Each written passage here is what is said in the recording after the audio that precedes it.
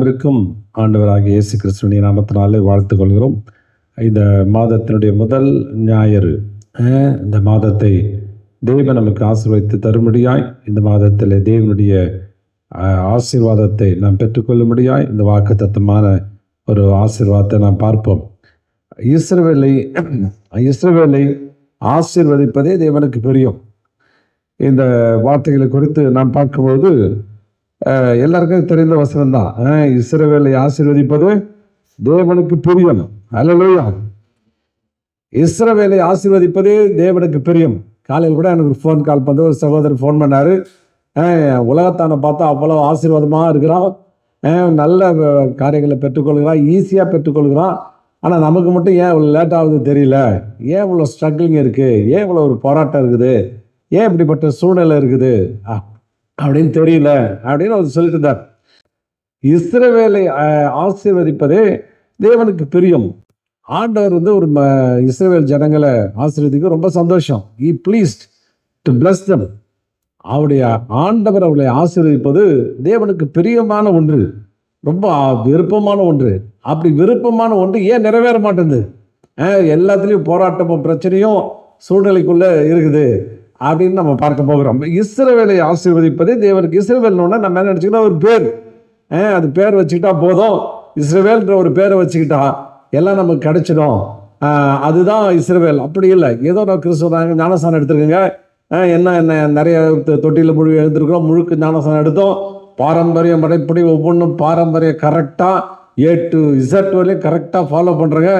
ஆசீர்வாதம் நோ, ஆசீர்வாதத்தை பெற்றுக்கொள்ள முடியல, ஆசீர்வாதத்தை எடுத்துக்கொள்ள முடியல. ஏன் பெற்றுக்கொள்ள முடியல?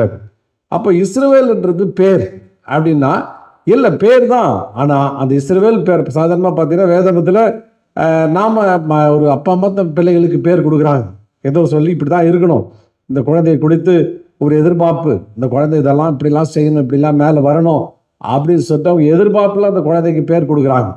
நிறைய நேரங்களில் தேவனே பேர் கொடுக்குறாரு.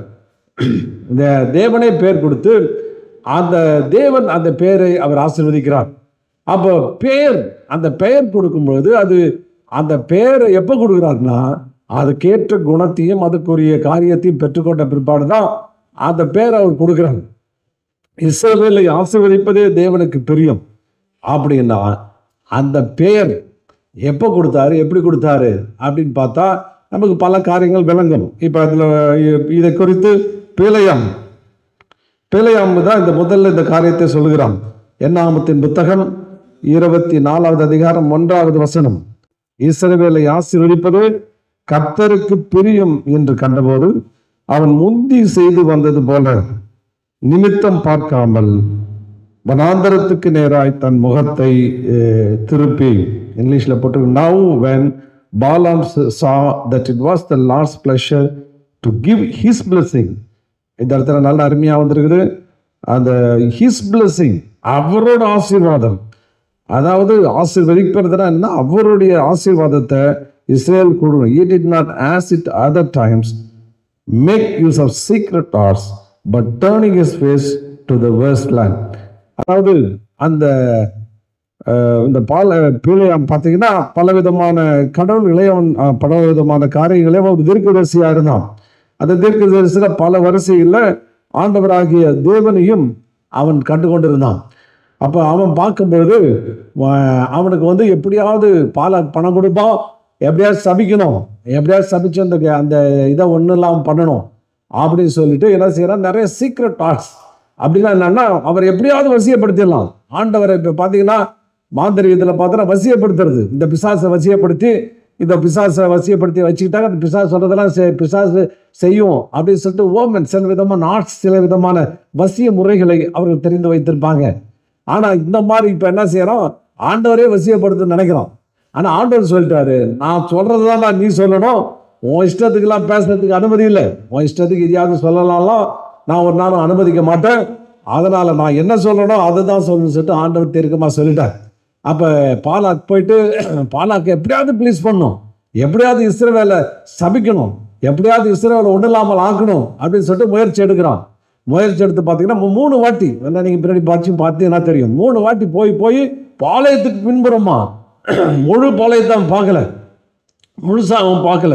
ஒரு சைட்ல இருந்து பார்த்து 7 காளைகளை வச்சு ஒரு காளையை, அதாவது ஒரு காளையை செலுத்தினா சதம ரத்த பலி கொடுக்கறது. ரத்த பலி கொடுத்து தான் இந்த மாந்திரிகத்தில் அவர்கள் பல காரியங்களை செய்கிறாங்க. அந்த மாதிரி ரத்த பலி கொடுத்து தேவனை செஞ்சலான்னு சொல்லிட்டு 3 டைம் 7 காளைகளை என்னென்னமோ பண்ணி பார்க்குறான். ஆனால் ஒன்றும் நடக்கலை. சபிக்க போகும்போதெல்லாம் ஆண்டவர் அவர்களை ஆசீர்வதிக்க வைக்கிறார். இஸ்ரவேலை ஆசீர்வதிக்க வைக்கிறார்.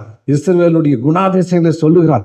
ஒவ்வொரு வாட்டி போகும்போதும் தீர்க்க தரிசனம் அங்கே வெளிப்பாடாகி வருகிறது. அப்போ வரும்பொழுது கடைசியில் முடிச்சுட்டு இனி இவங்களை சபிக்கவே முடியாது. இவங்களை சபிக்கிறதுக்கு ஆண்டவர் விடவே மாட்டார். இவங்களை ஆசீர்வதிக்கிறதுக்கு, இவங்களை உயர்த்தறதுக்கு, இவங்களை தேவன் ஆசீர்வதிக்கிறதுக்கு தீர்மானிச்சிட்டார், திட்டம் வச்சுட்டார். இவங்களை தான் பிளஸ் பண்ணணும், இவங்களை விடக்கூடாதுன்னு அவர் மனசு வச்சுட்டாரு. இனி ஒன்றும் பண்ண முடியாது அப்படின்னு சொல்லிட்டு நேராய் வனாந்தரத்துக்கு நேராய் அவன் கண்களை ஏறெடுக்கிறான். ஹல்லேலூயா.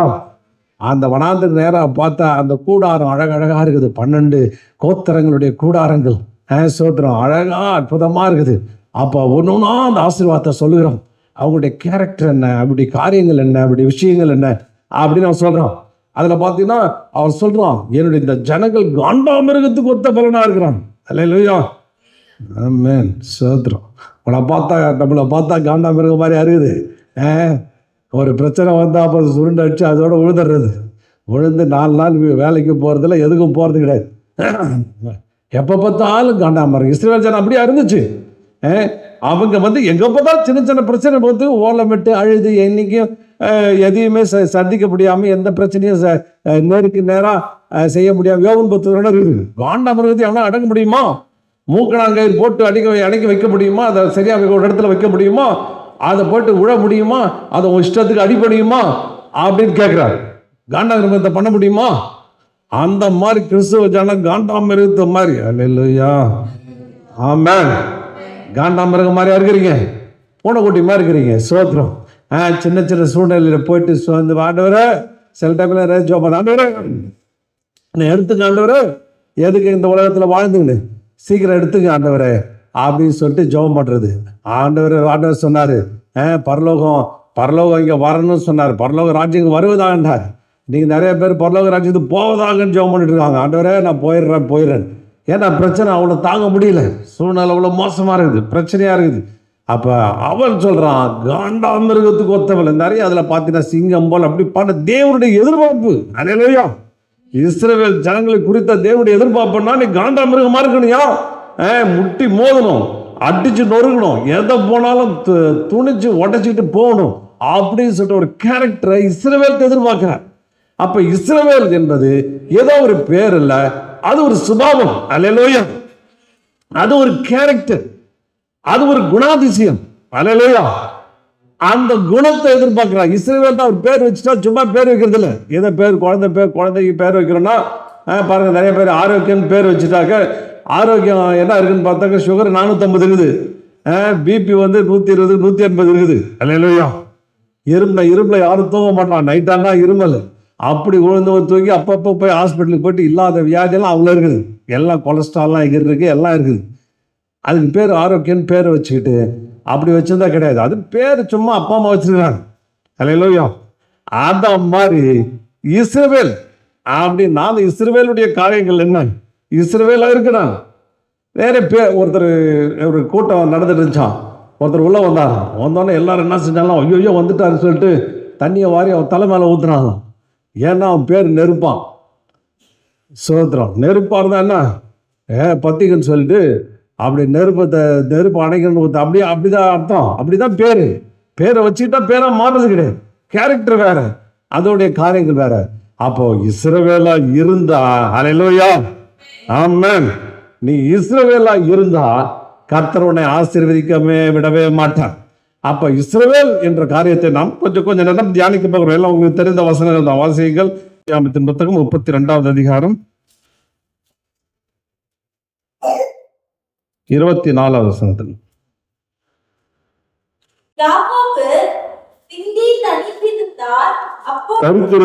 சரி. அப்பொழுது ஒரு புருஷன் பொழுது விடியவளவும் அவனுடனே போராடி அவனை மேற்கொள்ளாத மேற்கொள்ளாததை கண்டு அவனுடைய தொடை சந்தை தொட்டார். அதனால் அவருடனே போராடுகையில் யாக்கோபின் தொடை சந்து சுருக்கிற்று.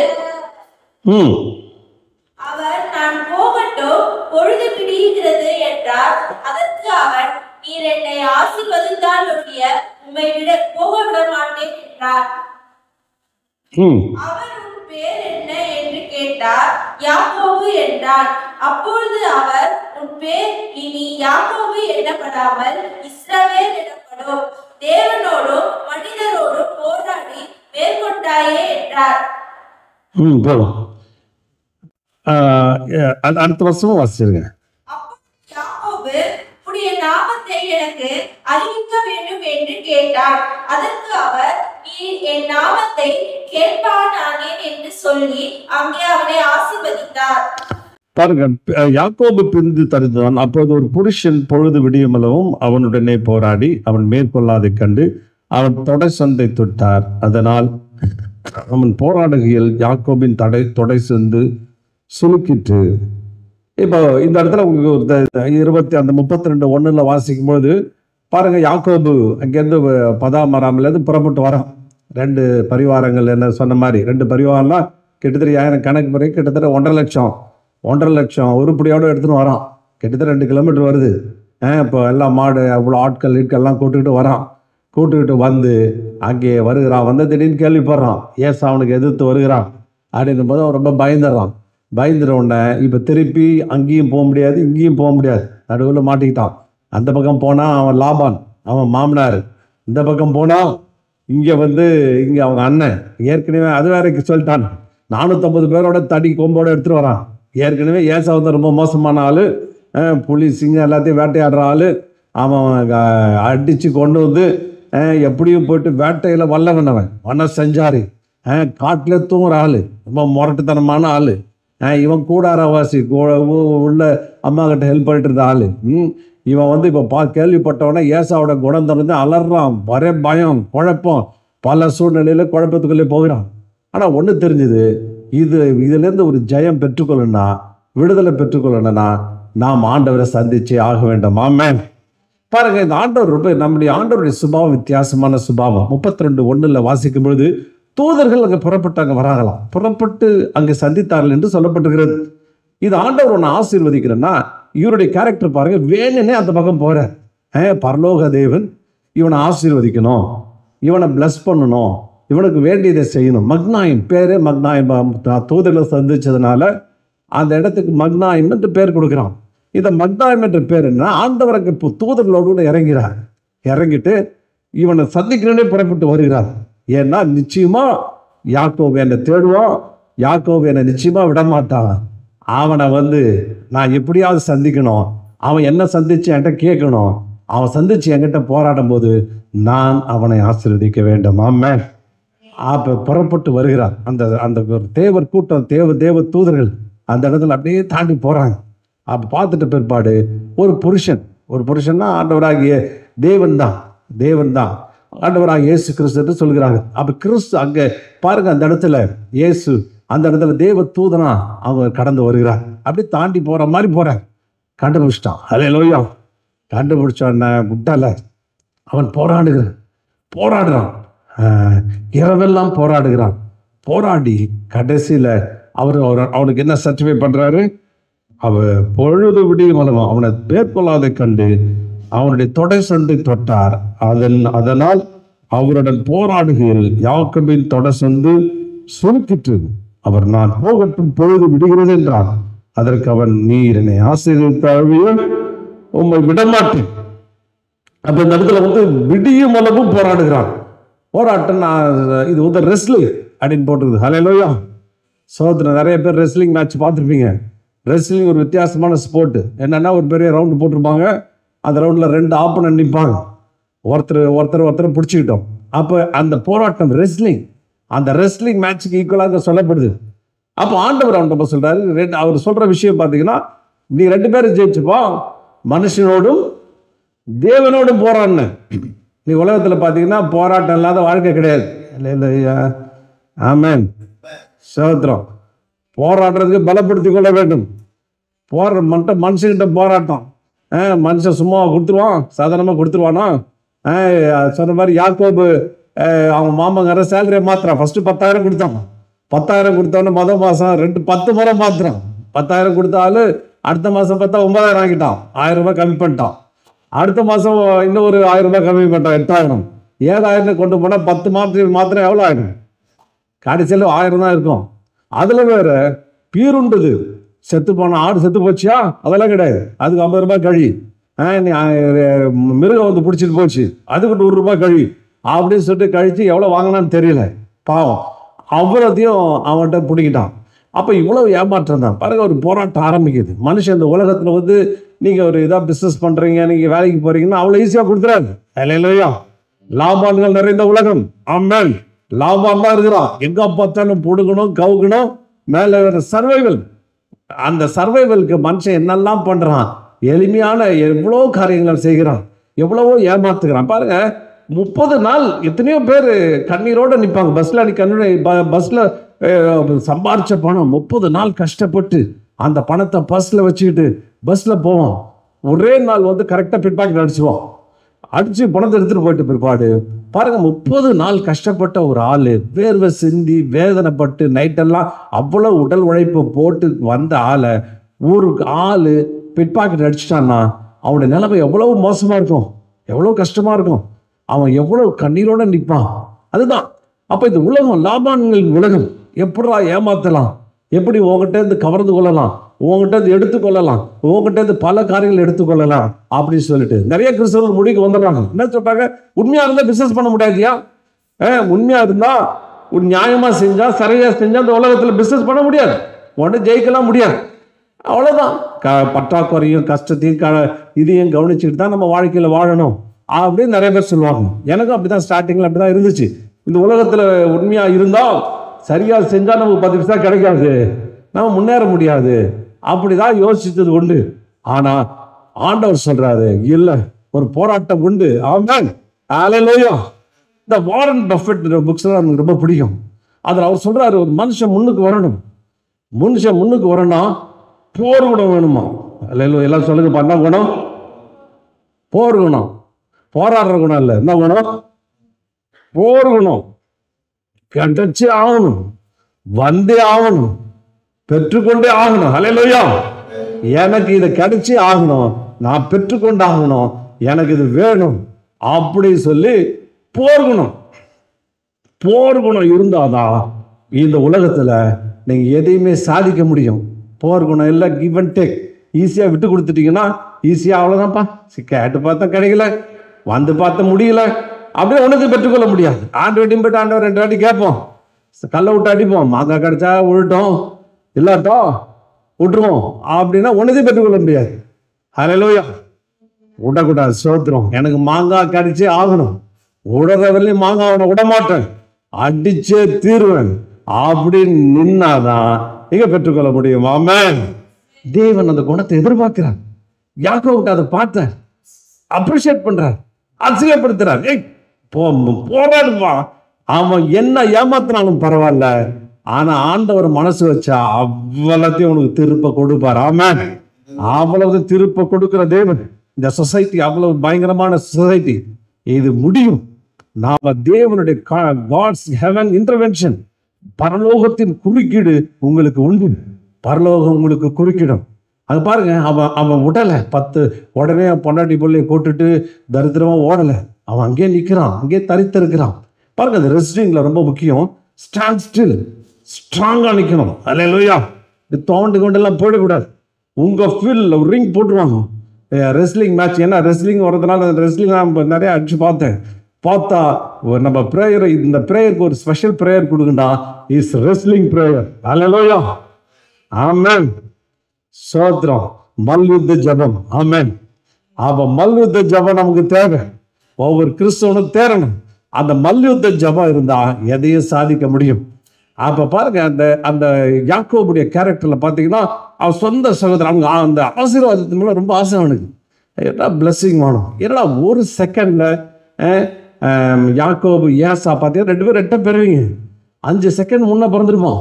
5 செகண்ட்ல சேஷபுரத்தை பார்த்து அடிச்சு எடுத்துட்டு போயிட்டானே, அப்படின்னா அவனுக்கு அவனால தாங்க முடியல, அவனால செய்ய முடியல. இந்த வசனம் சொல்லுது, குதிகாலை பிடித்தான். அவன் அந்த குதிகாலை பிடிச்சிட்டு வந்தான், அடி போடுறது முன்னேறணும். ஐயோ முன்னாடி போயிட்டானே அப்படின்னு சொல்லிட்டு பிடிச்சிட்டே வரான். ஏன்னா ஆசீர்வாதம் என்னுடையது. ஆமென். முதல்ல ஆசீர்வாதத்தை சுதந்திரிக்கிற ஒரு மனப்பக்குவம் நமக்கு தேவை. ஆமென். ஆசீர்வாதம்னா சில பேர் சொல்றாங்க, ஆசீர்வாதம் வந்தா எனக்கு கெட்டு போயிடுவான், இட்டு போயிடுவான், அதாயிடும். அதெல்லாம் இல்லை. மனுஷனை கெடுக்கிறது இச்சை தான், லஸ்ட் தான். அந்த பணத்தின் மேல் ஆசை கொள்ளக்கூடாது. ஆனா அந்த ஆசீர்வாதம் நமக்கு தேவை. ஆமென். பணம் வேதத்துல போட்டுருது, பணம் எல்லாவற்றுக்கும் தேவை. பணம் ஒரு பவர்ஃபுல் டூல், நல்ல ஒரு அருமையான டூல். ஊழியம் செய்யணும் கூட ரொம்ப பவர்ஃபுல் டூல். அந்த நாட்கள்ல ஊழியக்காரர்கள் அவர் பார்த்தீங்கன்னா சீஷல் அவ்வளோ பணத்தை கொண்டு வந்து வச்சுட்டு அவர்களை கொண்டு அவர்கள் ஊழியம் செய்தார்கள். பல இடங்களில் அதை எடுத்துக்கொண்டு போய் தேவ ராஜ்யத்தை அவர்கள் கட்டினாங்க. அப்போ தாவீது கூட சொல்றான், இந்த பணம் பரிசுத்தவான்களுக்கு தேவைப்படுகிறது அப்படின்றான். அவன் கொள்ளடிச்சதெல்லாம் அப்படி ஒரு சாட்டை அனுப்பி விடுறான், எடுத்து சாப்பிடுங்க, எல்லாத்தையும் கட்டுங்க. மோதி பணத்தை எடுத்து சேர்த்து வைக்கிறான். ஆலயம் கட்டுறதுக்கு இந்த பணத்தை கொடுக்குறான். நான் என்னுடைய நான் ஒரு கணக்கு பண்ணேன், எத்தனையோ எவ்வளவு பார்த்தேன், கிட்டத்தட்ட 1200 கிலோ கோல்டை சேர்த்து வச்சிருக்கிறான் சாலமோனுக்கு. இந்த ஆலயம் கட்டுறதுக்கு நான் சேர்த்து வச்சேன், இது ஆலயத்துக்கு உபயோகப்படுத்தின்னு எடுத்து வைக்கிறான். அது கொண்டு தான் அவர் ரொம்ப லக்ஸரியாக அவர் கட்டுறாரு. ப்ளஸ் அந்த ஆலயத்தை அவ்வளோ எங்கே பார்த்தாலும் கோல்டாக இழைக்கிறார். அப்போ நம்முடைய எண்ணங்கள் தேவனுடைய ராஜ்யம் கட்டும்படி, தேவனுடைய ராஜ்யத்தை உயர்த்தும்படி இந்த பணம் தேவை. இது எனக்குரியது இல்லை, நான் தேவனுக்குரியது, தேவனுக்காக சம்பாதிப்பேன், தேவனுக்காக நிற்பேன் அப்படின்னு சொல்றதை தேவன் விரும்புகிறார். ஹல்லேலூயா. அப்ப அவன் சொல்றான், மனுஷனோட போராடுகிறான். இந்த உலகம் போராட்டம் நிறைஞ்சது. இந்த உலகம் பல பிரச்சனை. ஈஸியா நீ முன்னுக்கு ப்ரொமோஷன் வாங்கி பெரிய லெவலில் சம்பாதிக்க உடனே வந்துட முடியாது. நினைச்சது மாதிரி ஈஸி கிடையாது. ஒரு போராட்டம் இருக்கிறது. ஆமென். போராடி சோர்ந்து போறதில்ல, போராடி ஜெயிக்கணும். ஆமென். போராடி நம்ம மேல வர முடியும். அதுதான் நம்முடைய தேவ தீர்மானம். அதை தான் எதிர்பார்க்கிறார். அவர் அப்ரிஷியேட் பண்றார். ஏது ஆண்டவர் சொல்றார் பாட்டி, மனுஷனோடும் தேவனோடையும் போராடி என்ன செஞ்சார், மேல வந்துட்டுப்பா. சோத்திரம். அதனால இப்படி போர்க்குணம் உனக்கு இருக்கிறதுனால உன் பேரு இஸ்ரேல். ஆமென். அப்படிப்பட்ட போர்க்குணம் கொண்ட ஆளை இந்த தேவனுக்கு ஆசீர்வதிப்பது ரொம்ப விருப்பம். ஆமென். அதனால போர்க்குணமே இல்லை. ஏதோ வந்ததை சாப்பிட்டுட்டு என்ன சொல்லுவாங்க, என்னது வெந்ததை சாப்பிட்டுட்டு எந்த வந்ததை உளறிட்டு இருப்போமோ அப்படின்னு இல்லை. போராடுகிற குணம் நமக்கு தேவை. அதை எதிர்பார்க்கிறான். அதுதான் தேவனுடைய விருப்பம். ரெண்டாவது, தேவனோடு கூட அவன் போராடுகிறான். அவன் போராடினா எப்படி? அது அன்னைக்கு கூட ஒரு முஸ்லீம் பக்தர் கேட்கிறார், அது எப்படிங்க கடவுளை போய் ஜெயிக்க முடியும்? அவ்வளவு இந்த ஆண்டவர் என்ன அவ்வளவு குழையா, அவ்வளவு சத்து இல்லையா? ஒரு சாதாரண இவனை போயிட்டு ஒரு ஆள் ஆண்டவர்கிட்ட போய் போராடுறான், அவன் ஜெயிக்க முடியாம தொட சொந்தவர் விட்டுட்டாரு, அவன் கீழே விழுந்துட்டான் அப்படின்னு அவர் சொன்னார். இது ஜெயிக்கிறதுல என்ன? ஹல்லேலூயா. சோதரம். எப்படி ஆண்டவரை ஜெயிக்க முடியும்? எப்படி ஜெயிக்க முடியும்? ஆண்டவரை ஜெயிக்கிறது என்னன்னா, ஒரு பிதாவுக்கும் தகப்பனுக்கும் பிள்ளைக்குள்ள உறவு. ஆமென். பிள்ளைங்க எங்கேயா கூட்டு போறீங்க, கூட்டு போனாக்க நம்ம பேரன் கூட போகிறோம், பார்த்துட்டா ஏதா டைனோசர் பொம்மையை பார்த்துட்டு அதே இடத்துல விழுந்து வளர்றோம். எனக்கு இது வேணுன்றான். அவங்க அம்மாட்ட பிடிச்சி கேட்குறான், எனக்கு வேணும், எனக்கு கொடுத்தாகணும் அப்படின்னு சொல்கிறான். சொன்ன உடனே அவன் வேணாண்டா, ஏற்கனவே இருக்குடா பல பொம்மை கேட்குறான்னா விட்டவே மாட்டான். விழுந்து புரண்ட உடனே கடைசியில் வாங்கி கொடுத்துட்றான். எத்தனை இடத்துல பார்க்கணும்.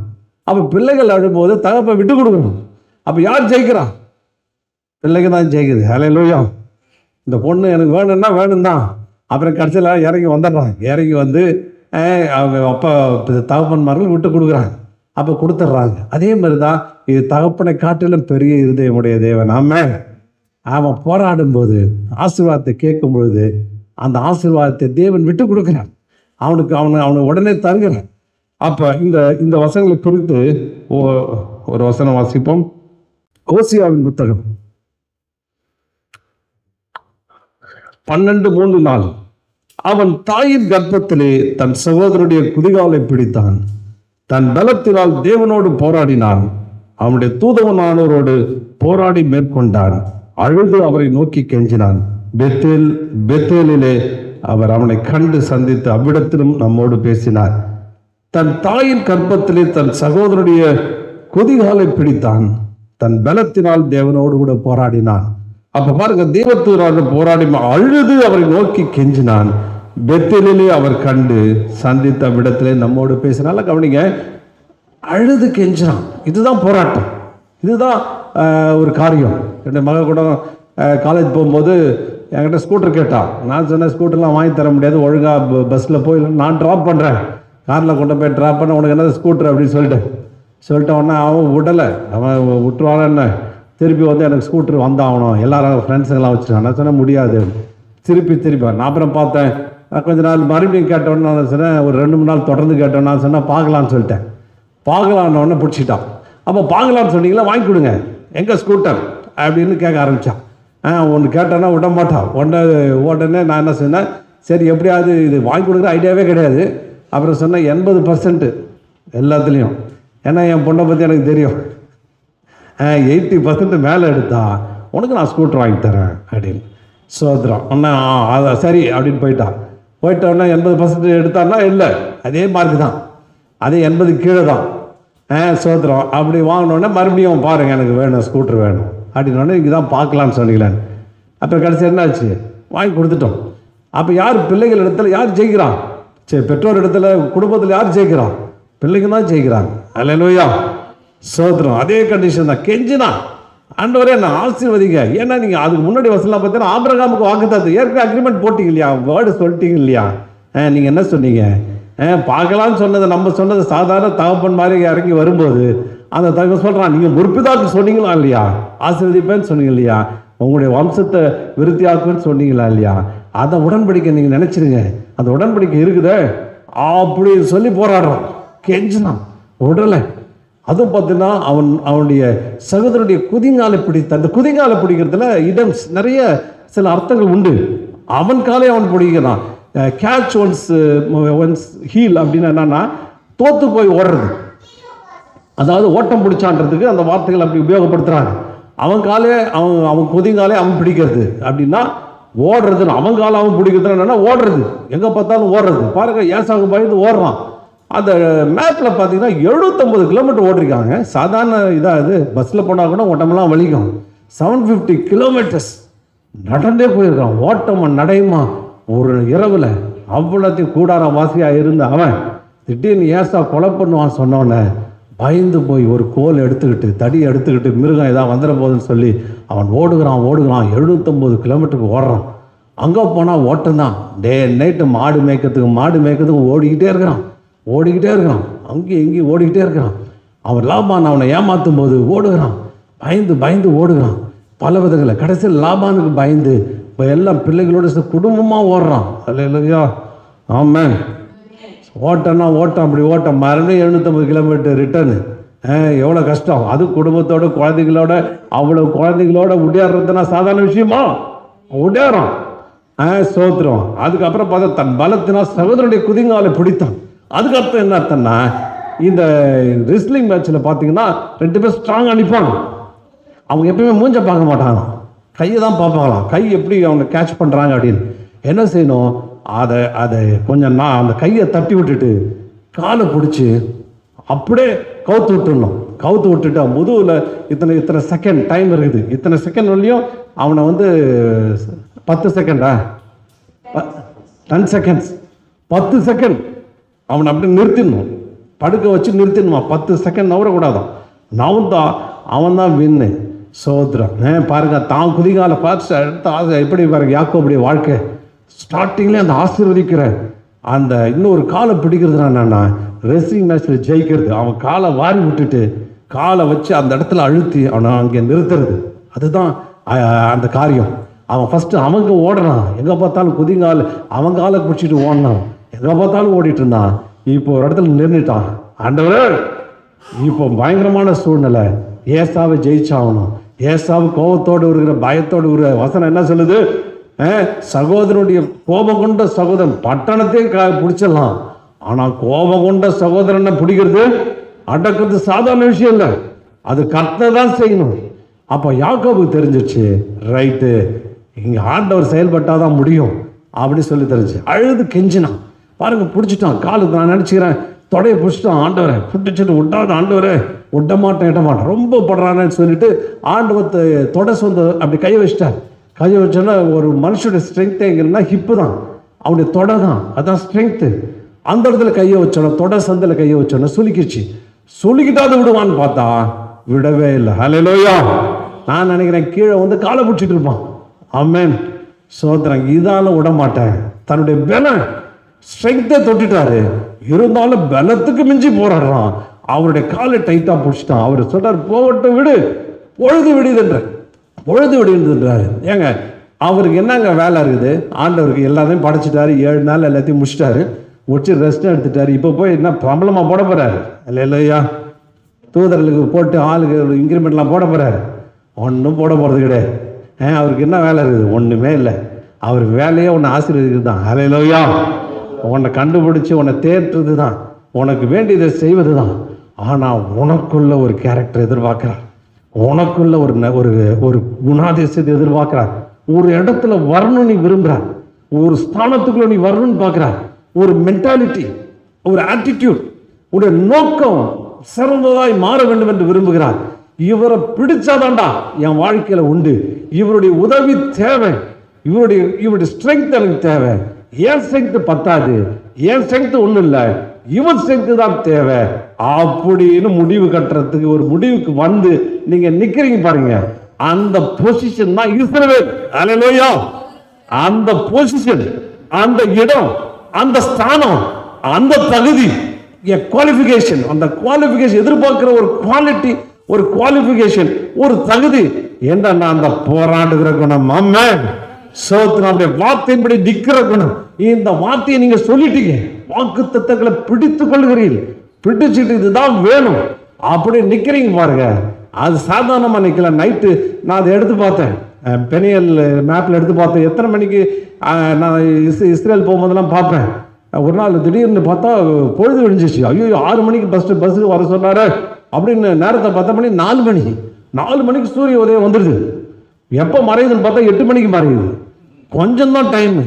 ஒருவேளை பெனையல் எப்படின்னு பார்த்தா பெனையல் 5 மணிக்கே 5 மணிக்கு சூரியன் ஒதுக்குது, மறையிறது வந்து 7:30 மணிக்கு மறையுது. அப்போ அந்த இடத்துல அவ்வளவு அப்போ மிட் நைட் எழுந்திருக்கான். சரி, அப்போ அந்த இடத்துல அவன் போராடுகிறான். போராடி விட மாட்டேன் அப்படின்னு நிற்கிறான். காலை பிடிச்சிடறான். கீழே விழுந்தாலும் பரவாயில்ல, நான் நினைக்கிறேன் அவனுக்கு அவர் காலை பிடிச்சி தொடையை பிடிச்சி இழுத்து தள்ளிட்டு இருப்பான். என்னை ஆசை வச்சா விட மாட்டேன், கெஞ்சி அழுது கெஞ்சுறான். ஆண்டவரே எனக்கு சின்ன பிள்ளைங்களாம் அப்பா அம்மா காலை பிடிச்சிக்குவாங்க சில நேரங்களில், எனக்கு வேணும் கொடுத்தாகணும் அப்படின்னு கெஞ்சுவாங்க. தள்ளி விட்டீங்கன்னா கீழே விழுந்து காலை பிடிச்சிக்குவான். அந்த மாதிரி தாங்க நடக்குது அந்த ரெஸ்லிங் மேட்ச்சு. அப்போ கீழே பிடிச்சி, ஆண்டவரே என்னை ஆசீர்வதித்தால் ஒழிய நான் விட மாட்டேன் அப்படின்னு சொல்கிறான். சொன்ன உடனே ஆண்டவர் அப்படியே அடுத்து மாட்டுறாரு. பாருங்க, பொழுது விடியுது, போகிறதுக்கும் விஷயம் ஒன்றும் கிடையாது. சொல்லி பார்க்குறேன், எப்போ விட்டுறா விடியுதுரா போகிறேன்டா அப்படின்றா, சும்மா சொல்கிறார். சோத்திரம் விட்டுறா, நான் போண்டா வேலை இருக்குதான்றார். வேலை ஒன்றும் கிடையாது. வேலை ஒரு வேலையை உனக்கு உதவி செய்கிறது தான், வேலையை உனக்கு ஹெல்ப் பண்ணுறது தான், வேலையே உன்னை உயர்த்துறது தான். வேலையே உன்னை வந்து எல்லா ஜனங்களுக்கு மேலே உன்னை உயர்த்தி காண்பது தான் அவருடைய வேலை.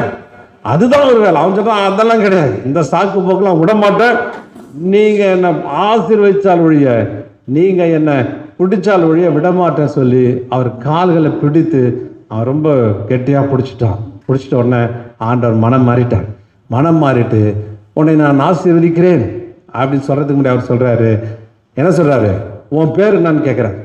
உன் பேர் என்ன? யாக்கோபு. ஆசீர்வதிப்பான்னு கேட்டான். அவன் கேட்டது ஆசீர்வாதம். என்ன சொல்றாரு,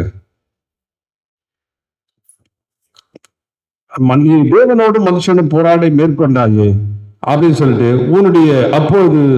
உம்முடைய மனுஷரோடு போராடி மேற்கொண்டாயே. அப்ப 28 வாசிக்கும் போது, அப்போது அவர் உன் பேர் இனி யாக்கோபு எனப்படாமல் இஸ்ரவேல் எனப்படும், தேவனோடும் மனுஷனோடும் போராடி மேற்கொண்டாயே என்றார். ஹல்லேலூயா. இஸ்ரவேல் அப்படின்னா அது ஒரு கேரக்டர், அது ஒரு சுபாவம், அது ஒரு ஸ்தானம், அதோடைய தேவன் எதிர்பார்க்கிற ஒரு குவாலிட்டி, ஒரு தகுதி என்னன்னா மனுஷனோட போராட நீ கற்றுக்கொள்ள வேண்டும். ஆமென். மனுஷன் சோதனை பல இடங்கள்ல பல குழப்பம் இருக்குதான் செய்யும். போராடி ஜெயிக்கிற கேரக்டர் நமக்கு தேவை. நம்ம சண்டை போடுறது உண்மையின்படி நீதியின்படி நம்ம நிற்கணும். நிற்கும் போது ஆண்டவன் நிச்சயமா என்ன செய்வாரு? அவர் ஆசீர்வதிப்பார். அப்ப ஆசீர்வதிக்கிற தேவனாய் அவர் இருக்கிறார். போராடம் உண்டு. போராடுகிற பலனோடு கூட நாம் போராடும் போது தேவன் உதவி செய்கிறார். தேவன் ஆச்சரியமா நடத்துகிறார். இந்த இஸ்ரேல் என்ற பேர் பார்த்தீங்கன்னா காட் ப்ரொவைட்ஸ், கர்த்தர் ஜெயிக்கிறான்னு அர்த்தமா. ஹல்லேலூயா, ஆமென், ஹல்லேலூயா. அப்ப தேவன் வின் பண்றார், தேவன் ஜெயிக்கிறார், தேவன் கிரியை செய்யறார். அப்படின்னா என்னன்னா, என்னுடைய ஜெபம் என்னன்னா, ஆண்டவரே நான் யுத்தத்துக்கு போறேன், 450 பேரோட வரான், சண்டைக்கு வரான், நான் போக மாட்டேன், நீங்க போகணும். ஹல்லேலூயா, ஆமென், ஹல்லேலூயா. இந்த ரெஸ்லிங் பிரேயர், இந்த பிரேயருடைய நோக்கம் என்ன அப்படின்னா, நான் போக மாட்டேன், நான் சொல்ல மாட்டேன், நீங்க தான் போகணும் சொல்லி போராடி, அவர் எங்கேயோ போற வேலை இருக்கிற எங்கேயோ போற ஆளை திருப்பி ஏசாவுக்கு மேல நீங்க போங்க, நீங்க எனக்கு முன்னாடி போங்க அப்படின்னு சொல்லி அனுப்புறது தான் காட் ப்ரொவைட்ஸ், இஸ்ரேல் என்ற பெயர். ஆமென். உங்க பிசினஸ்ல, உங்க பலவிதமான பிரச்சனையில, சூழ்நிலையில, போராட்டத்துல ஒரு ஜெபம். என்ன ஜெபம்? ஆண்டவரோடு போராடுறீங்க. ஆண்டவரே நான் போக மாட்டேன், இந்த பிரச்சனையை நான் சந்திக்க மாட்டேன். யார் சந்திக்கணும்? நீங்க தான் சந்திக்கணும். ஹல்லேலூயா. இந்த மோசமான பாஸ், மோசமான முதலாளி இருக்காரு, என்னை போட்டு உண்டு இல்லைன்னு ஆக்குறாரு, பிரச்சனைக்குள்ள ஆக்குறாரு, போராட்டத்துக்குள்ள ஆக்குறாரு, எனக்கு என்ன பண்றதுனே தெரியல அப்படி நீங்க ஒருவேளை அழுதுட்டு இருக்கலாம். ஆனா உங்க ஜெபம் இதுவா இருந்தா, இல்ல ஆண்டவரே நாளைக்கு வேலை செலுத்த நான் போறது கிடையாது, நீங்க போறீங்க, நீங்க எனக்கு முன்னாடி போறீங்க, நான் உங்களுக்கு பின்னாடி வருகிறேன் அப்படின்ற ஒரு ஜெபம். அந்த போராட்டம் சும்மா ஒரு லைன்ல இல்ல, உண்மையாகவே தேவனை திருப்பி விடுகிறது. போகலாம், எங்கேயோ போற சொல்ல, ஆண்டவரை திருப்பி ஏசாவுக்கு நேரா நீங்க போங்க அப்படின்னு சொல்லி திருப்பி அனுப்புகிற ஒரு ரெஸ்லிங் பிரேயர் பாருங்க.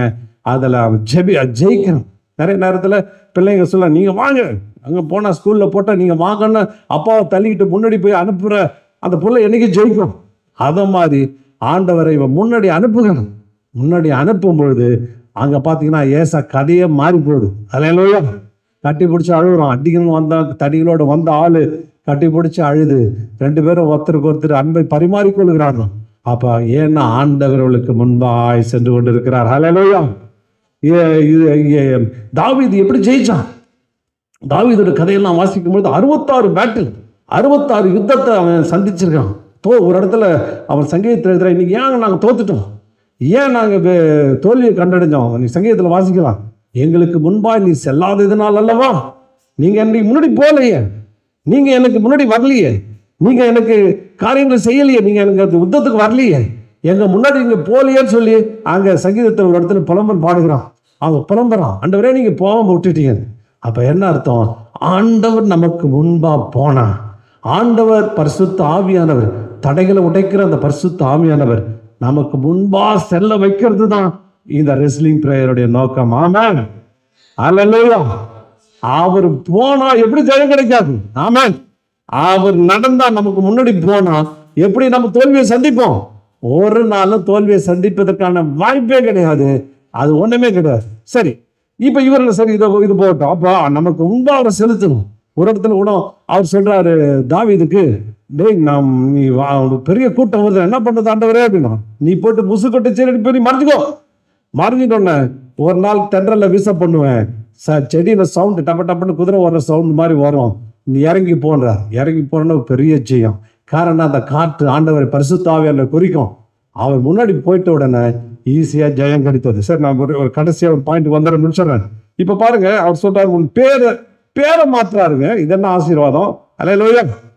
உன் நாம யாக்கோபு, நீ காலை பிடிக்கிற ஆளு, சோத்திர காலை பிடிச்சி வாரி விடுற ஆளு, ஆனா உன்னை பேரை நான் மாத்திட்டேன்பா, பேர் இஸ்ரேல் அப்படின்னு பேர் மாத்துறாரு. இப்போ இஸ்ரேலை குறித்து பல விதமான ஆசீர்வாதம் உண்டு. ஒரே ஒரு வசனத்தை வாசித்து நம்முடைய வாசிகள். உபாகமத்தின் புத்தகம் 33ஆம் அதிகாரம் 28, 29. இஸ்ரவேல் அப்படின்னா செய்தி. ஆமென். இஸ்ரவேலுக்கும் ஆசீர்வாதத்தை அடக்கி வச்சிருக்கிறான். இஸ்ரவேல் பாருங்க, ஏற்கனவே அவனுக்கு ஏகப்பட்ட பிளஸ்ஸிங்கு, எத்தனையோ கோடிக்கணக்கான சொத்து இருக்குது. இதுக்கு மேல அவனுக்கு என்ன ஆசீர்வாதம் வேணும்? அவன் எப்பவுமே மேலாண்ட தேவை, தி பெஸ்ட் ஆசீர்வாதத்தை அவனுக்கு தேவை.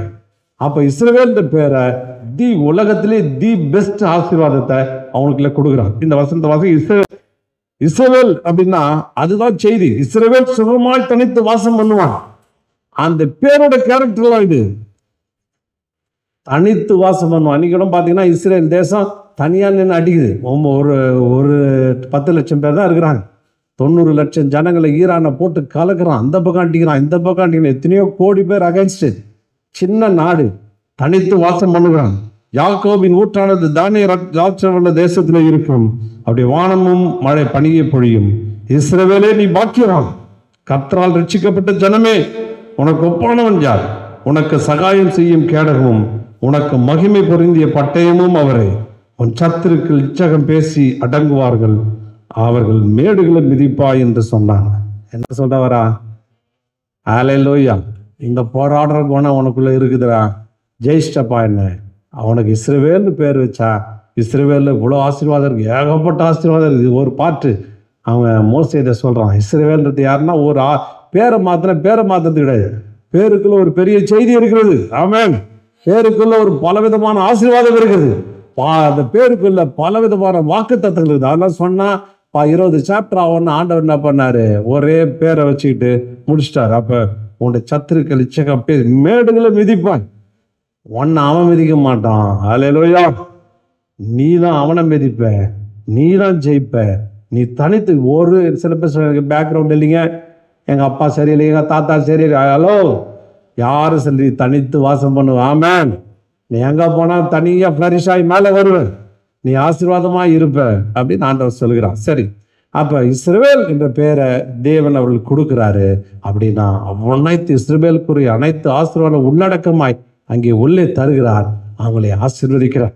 அப்ப இந்த வருஷத்துல, இந்த மாதத்துல தேவன் நம்ம இஸ்ரவேலாய் நம்முடைய சுபாவத்தை மாற்றும் பொழுது, சுபாவத்தை செய்யும் பொழுது பாருங்க, எல்லாத்தையும் தள்ளிட்டு தனித்து இருக்கிறான். ஆண்டவரோடு மல்யுத்த பிரேயரை வேற மெசேஜ் தான் எடுக்கணும். அப்போ ஆண்டவரோடு கூட எல்லாவற்றையும் தனித்திருந்து அவரோடு கூட ஜெபிக்கிற ஒரு ஜெப வாஞ்சியை பெற்றுக்கொண்டு அவரோடு கூட போராடுவீர்களானால் அவர் நிச்சயமாகவே அவரை ஜெயிக்க முடியும். நிச்சயமாகவே அவர் உங்களுக்கு முன்பாய் செல்ல முடியும். தேவன் உங்கள் வாழ்க்கையில் இடைப்பட்டு உங்களுக்கு வேண்டிய நன்மைகளையும் கிருபைகளையும் செய்வாராக. ஆமென்.